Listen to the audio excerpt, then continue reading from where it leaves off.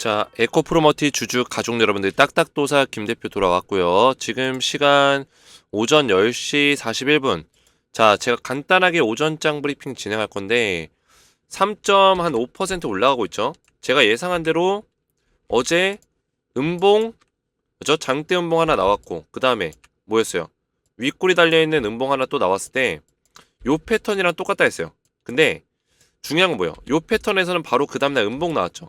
그래서 이 패턴 만들면서 또 음봉 나올 것처럼 분위기를 심어주지만 음봉이 아니라 반등 나올 거다. 이번 주 반등장이 나온다.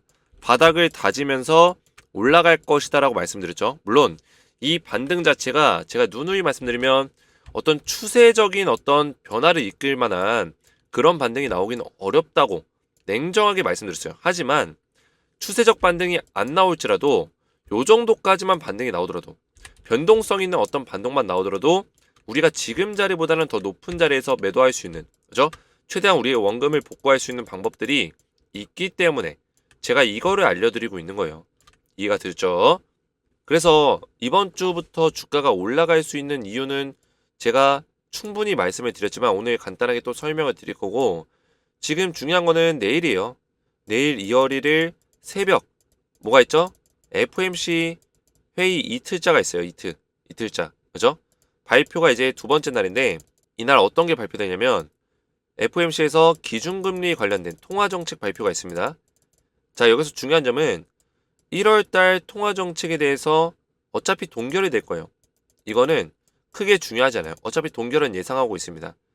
근데 중요한 건 뭐냐면 금리 인하 계획이에요. 2024년에 금리 인하를 할 건지 이런 계획들에 대해서 사실 작년 12월에 어느 정도는 금리 인하를 강하게 할 것이다. 75bp 이상 2024년에 떨굴 것이다. 이런 전망치가 나오면서 시장의 흐름이 그때 당시에 좋아졌었거든요. 근데 지금 그 사이에 한 달 사이에 여러 가지 얘기들이 나왔어요. 뭐 연준에서 나온 건 아니지만 금리 인하는 좀 섣부르다. 금리 인하 좀 미뤄야 된다. 천천히 해야 된다. 이런 어떤 전망성들과 어떤 의견들이 많이 나오면서 과연 연준에서 내일 발표를 할 때 새벽에 과연 금리 인하에 대해서 작년과 똑같은 스탠스로 금리 인하를 할 것이다. 이런 계획들을 얘기해 줄 건지, 이게 지금 우리가 집중해야 되는 부분들이라는 거예요. 결국엔 이런 것들이 결과값이 좋게 나와야지만 금리 인하에 대한 어떤 구체적인 얘기들이 작년 12월과 다르지 않게 계속 쭉 이어서 나와야지만 주가가 좀 올라갈 수 있고요. 그리고 오히려 2월 1일 날 이런 것들이 나오게 되면 주가가 강하게 올라갈 수 있는 부분들이 있다라는 점 꼭 기억을 하셔야 되고요. 그래서 제가 주가가 올라가게 되면 어느 정도까지 올라갈 수 있을지, 그리고 내일부터 이제 좀 상승이 나올 수 있는 가능성이 있는데 그 조건은 제가 방금 전에 말씀을 드렸죠. 상승 조건, 금리 관련된 내용들, 인하 관련된 내용들이 나와줘야 된다. 그죠? 그렇게 되면 언제까지 좀 주가가 상승 랠리가 나올 수 있는지, 반등이 좀 나올 수 있는지를 제가 맥점으로 딱 설명드릴 건데 오늘 영상 중요하니까 영상을 마지막까지 집중해서 보셔야 되고요. 영상 시작 전에 우리 주식에너지 채널 구독과 영상의 좋아요 버튼 한 번씩 먼저 눌러주시면 감사드리겠고요. 자, 구독과 좋아요는 우리 가족분들이 저를 응원해 주시는 마음으로 눌러주시면 감사드리겠습니다. 자, 에코프로 머티를 보시면 지금 제가 오전장 브리핑 간단하게 말씀을 드릴 거예요. 지금 자리에서 우리가 굉장히 중요합니다. 왜 중요하냐? Why? 왜 중요해요? 에코프로 머티가 지금 자리에서 추세적 상승을 만들어내기는 좀 어렵다라고 제가 누누이 말씀을 드렸습니다. 자, 추세적 상승이 안 된다면 그럼 뭐예요? 변동성 있는 흐름 안에서 상승은 나와줄 수 있다는 거예요.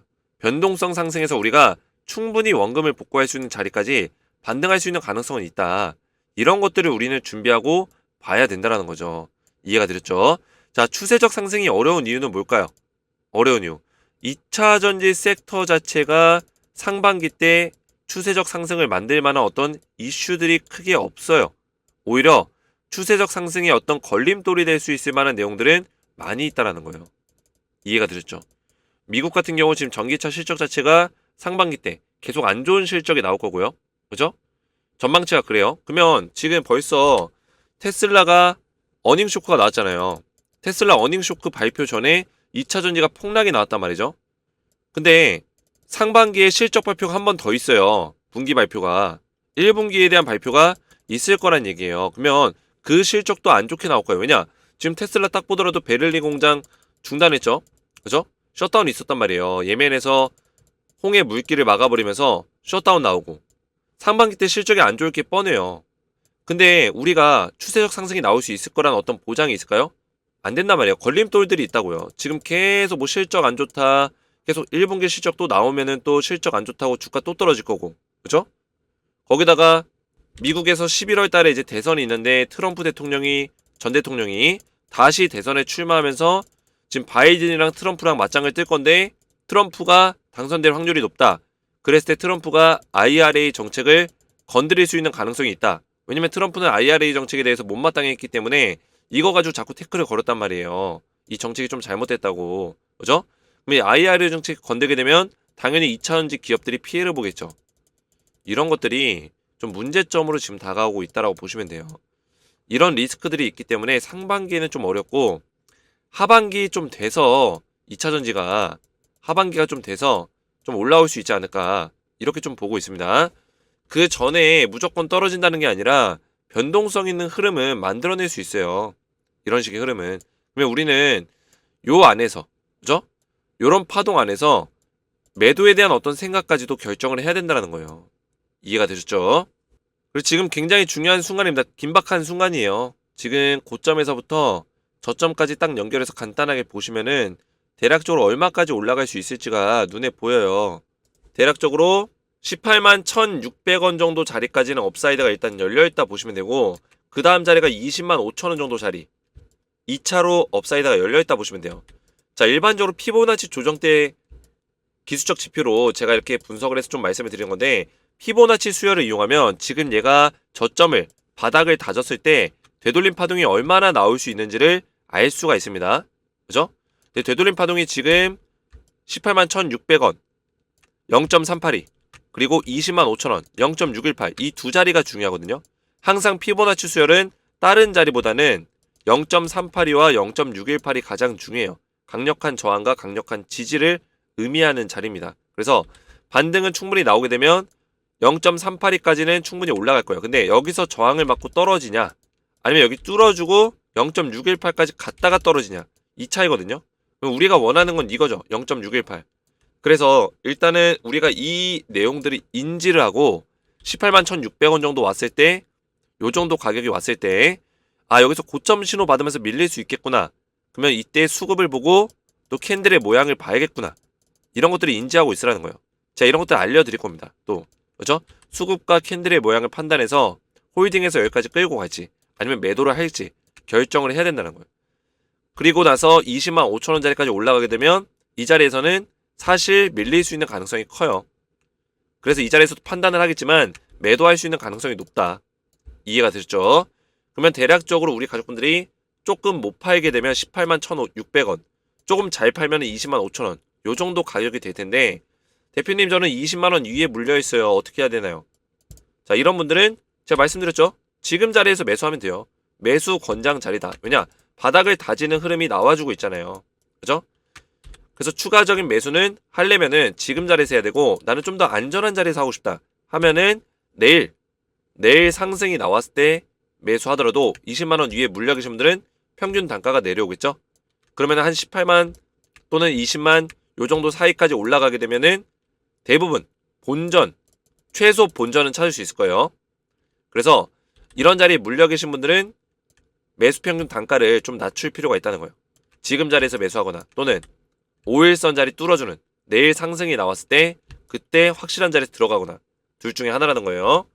자 그래서 지금 굉장히 긴박한 순간이고 중요한 순간이에요. 사실 이번 주 반등이 나오면 이제 반등의 서막이라고 제가 말씀드렸는데 반등이 나오기 시작하면 다음 주 초까지 또는 다음 주까지 올라갈 수 있는데 매도 타점을 잘 잡아야 되기 때문에 웬만하면 제가 소통방에 좀 입장하시는 걸 권장드려요. 소통방에는 우리 가족분들 지금 800명 가까이 입장하셔서 저한테 대응을 받고 있는데 제가 여기서는 LS 머티리얼즈와 에코프로머티 관련해서 오늘 설명드린 내용들 두 가지 시나리오 전부 다 말씀을 드렸어요. 그죠? 2월 1일 기준금리 인하 이후에 비둘기파적인 발언이 나올 경우 추가적인 상승세가 나올 수 있고 만약에 매파적인 발언 작년 12월과 정반대되는 어떤 기준금리 인하 관련해서 부정적인 발언들이 나오게 되면 시세가 좀 약할 수 있다. 수급이 약할 수 있다. 말씀을 좀 드렸습니다. 그래서 이런 실시간적인 대응들까지 도와드리고 있고 결국에는 지금 에코프로머티 중요한 순간이기 때문에 더욱더 입장하셔서 매도 타이밍까지 정확하게 받을 필요가 있다라는 거예요. 아무래도 영상은 실시간이 아니기 때문에 좀 늦어질 수도 있겠죠. 그리고 제가 에코프로머티 후속주까지 드리고 있으니까 이 후속주까지 미리미리 받아보시면 되겠고요.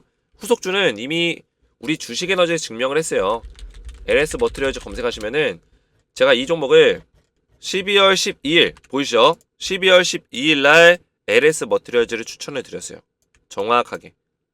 그래서 상장 당일부터 LS 머트리얼즈 에코프로머티를 추천을 드리면서 이런 후속주 종목들을 드리고 있어요. LS 머트리얼즈도 에코프로머티의 후속주로 드린 종목입니다. 에코프로머티는 포스코 DX의 후속주로 드린 종목이에요.